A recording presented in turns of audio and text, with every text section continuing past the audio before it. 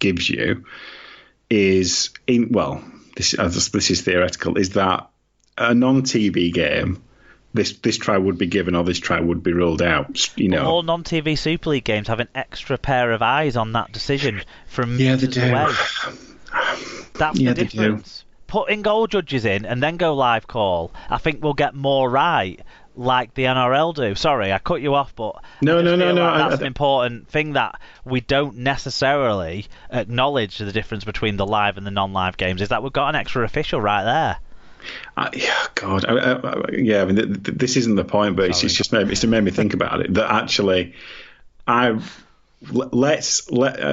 an idea. Let's bin the in-goal judges and let's have a pocket referee, and let's make them pocket referees at every game.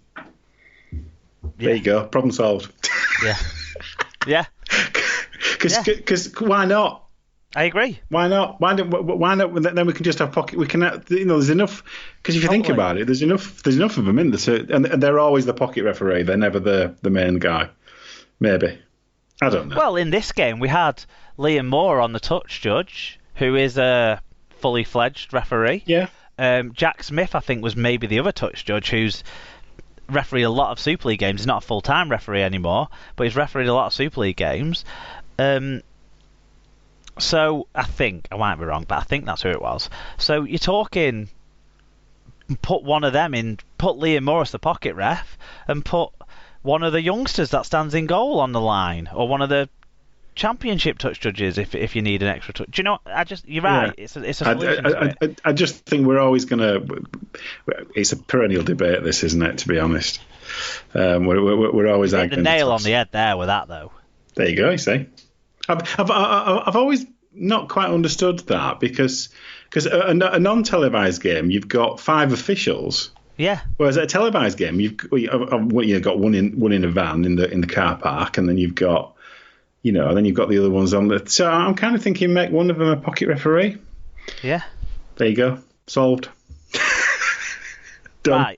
Let's move on. So what was you were saying in terms of the length of time and that sort of stuff, you were happy with that because you felt like it got to the right conclusions, or certainly not conclusions that affected the outcome of this match. I had no issues with the overall decisions. You can look to speed them up a little bit, because I genuinely think, as long as the angles are available to you, and part of that is the TV production teeing things up quickly enough. And I think Sky are generally better at that than the BBC are, because they're more practiced. So generally, you've got the angles that you need. I don't think you should be looking at any angle more than twice.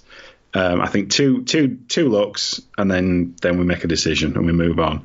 But I don't think if you look at the knockback one that took so long, you're seeing the same thing again and again. It's no different. So to me, once you've seen it twice, you kind of roughly know.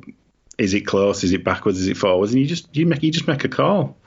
But I think, isn't that an example then of the live call having to be justified when something feels to you like it's gone slightly one side of the line, and you're having to watch it so many times to make sure that it's not completely clear and obvious that it is what you instinctively feel it is, which is a knock on.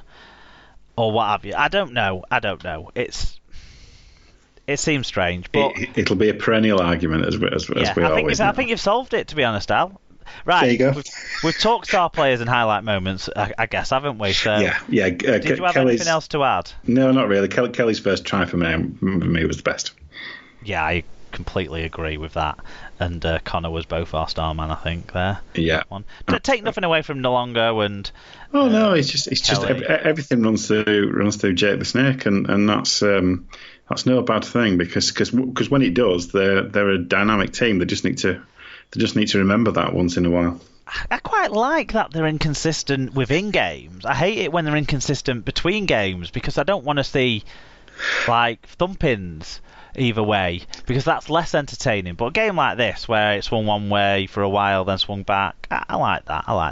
Yeah, the thing is, I just don't think they have any control over it. This is the point.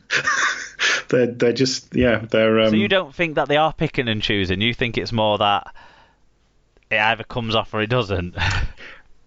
I don't think they're necessarily picking and choosing. No, I don't think they are. I think they are. I think we'll find that out when they have to play a top team in an important game. Well, let's see what happens at the semi-final, because that'll be the ultimate test, won't it? Or the final, we'll see. Okay, into Friday night. Because Warrington, St Helens, that's probably the ultimate right now. I feel so dirty. Right, second game. This will make me feel much brighter than what I just said. Leeds Rhinos 14, Wigan Warriors 23 with an asterisk next to that. It was 11 points to 8 to Wigan at half-time. 13,105 were in attendance at the impressive new Headingley Stadium, which in person is every bit as impressive as when you've seen it on the TV. Chris Kendall was the referee for this one. Many of the stats would suggest a Leeds win. 225 more metres at 1.1 metres per carry better average gain. Better team tackle success rate by I can't remember, but not a lot, but a bit. 3 fewer penalties conceded. Even a clean break more, but one big one was against them, and that was the 18-10 error count. Individually, for Wigan, Sam Powell kicked another drop goal and 50 tackles. That's 2 weeks in a row of a drop goal and 50 tackles, though he did it after less of the tackles this week. He did it on the stroke of half-time.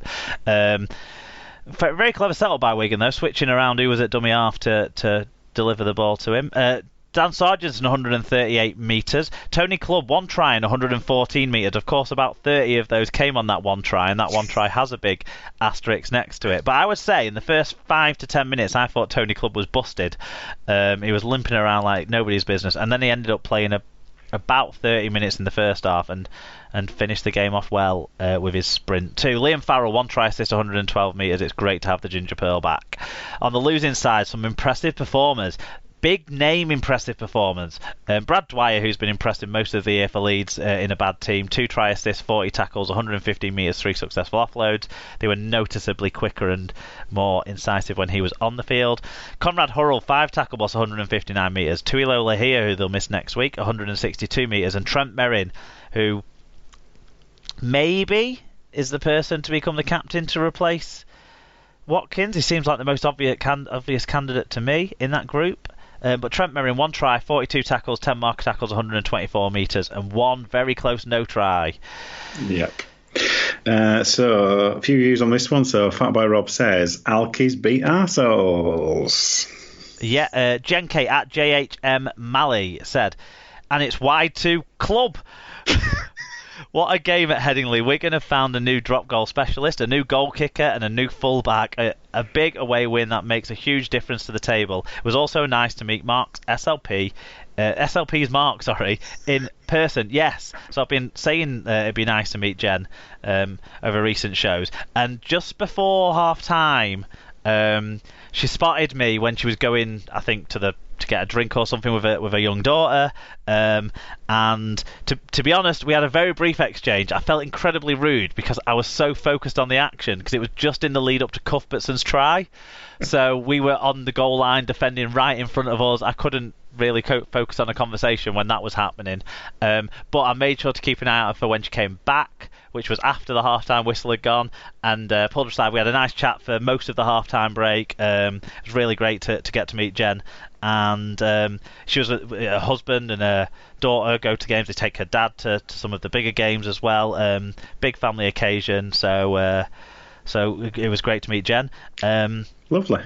Yeah, and someone else I met for the first time as well on Friday night. Josh, what did he have to say? Josh says, I think the scoreline makes it a little worse than it was for Leeds. With that try on the hooter, I'm sure wasn't a try. Well, it wasn't. But Leeds just gave it up and they had lost no matter what. Overall, a better performance from both sides, with Wigan stepping up the pace in the second half and Leeds making just 2-minute unforced errors. Our kicking game was not great. Some players trying to do it on their own. Yes. So I agree with him that the scoreline makes it look worse than it was for Leeds. I think on balance the game was much closer, and there were 2 differences. The errors from Leeds, not only the handling errors that error count would include, but also things like kicking the ball out on the full 2 or 3 times from Richie Myler, which is Richie Myler's okay, plays 1 to 4. Fucking atrocious on play 5 this year. Yeah. Incredibly bad. But the other difference was Wigan's goal line defence was brilliant. You know, Wigan put themselves under pressure a few times as well with errors and penalties. Now, you know, maybe some of those errors should have actually been penalties the other way when people go direct to the head and the match review panel says yes, it should have been a penalty and things like that. So there, you know, mitigation to some of those, but Wigan put themselves under pressure consistently in that second half for large portions of it, and the back end of the first half too. I don't know what's going on at team talks at half time, but Wigan seemed to dip towards the end of the first half. Whether O'Loughlin starts the game or comes off the bench, the dip is at the same point, so it's not an O'Loughlin factor anymore, I don't feel. And then Wigan tend to come out and start second halves poorly in recent weeks, even when we've been winning games. So that's a disappointment. And Leeds had a lot of opportunities, but Wigan's grit, determination and goal line defence saw us through that. I think the highlight moment of the game will be the key crucial moment, that the Morgan Smithies tackle on Ava Sayumanafagai or whatever it is, was a huge moment. We're talking about an 18-year-old kid holding on to a guy who had been making good yards in the game. He was about 10 metres a carry. He was quite an imposing figure. He didn't probably play long enough minutes because a game against Wigan might be more sapping than a game against some of the other teams that might not defend us intensely, as Wigan have become back accustomed to doing. So yeah, but that was a great challenge, and then for other people to rally around. Similarly, obviously, all the players that got around Trent Merrin to force that error. There was a couple of other held up situations as well on the Wigan line. I think Wigan, and there was a few times where poor kicking options, yes, by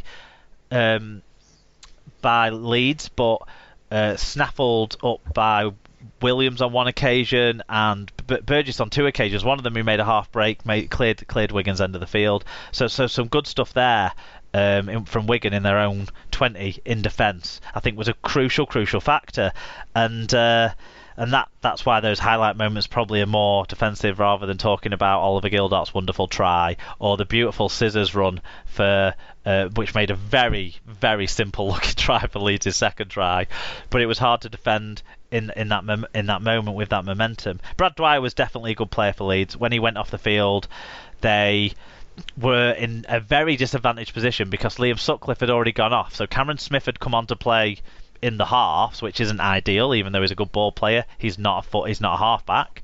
And then they took Dwyer off and put Smith to dummy half, which I guess was their plan all along, for him to play 10 minutes at dummy half. But then only had one halfback, and that one halfback kicked out on the full every time he got the ball in that spell. So that disadvantaged Leeds certainly. Whereas Wigan weren't impacted by in-game injuries. They had a couple of knocks. Dan Sargentson was down for a while. Like I said, Tony Clubb hobbled around as well a little bit, but they weren't impacted by in-game injuries so much in this game. So I think, I just think Wigan are still playing quite poorly, quite clunkily in attack. Williams has 1 or 2 moments a game where he's brilliant. The play him and Lulu I put onto Free Gildart out on the outside of Harry Newman to suck that play in, to move the Leeds defenders about, to give that space was brilliant from Lulu and brilliant from Williams. And Williams then, when he had the off-the-cuff involvement in the play that led to the Partington try, where the players switched on and reacted to Williams having to make an offload because the first play had collapsed.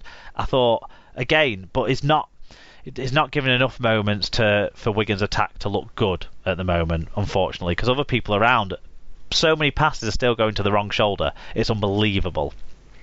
But yeah, it was the defensive moments for me, and it made me. I was proud to be a Wigan fan after the end of this game, which I wasn't earlier on in the week. Fair enough. So yeah, very, very pleasing win. The Tony Clubb no try. I just wonder if, because it had gone up try, if they'd have obsessed about it so much that they might have seen a bit where the ball just flicked a hair of the line before he completely lost control altogether, so that they could have given it as a try still. But no, do you know what? Don't take it away from him. Like I said, he was injured.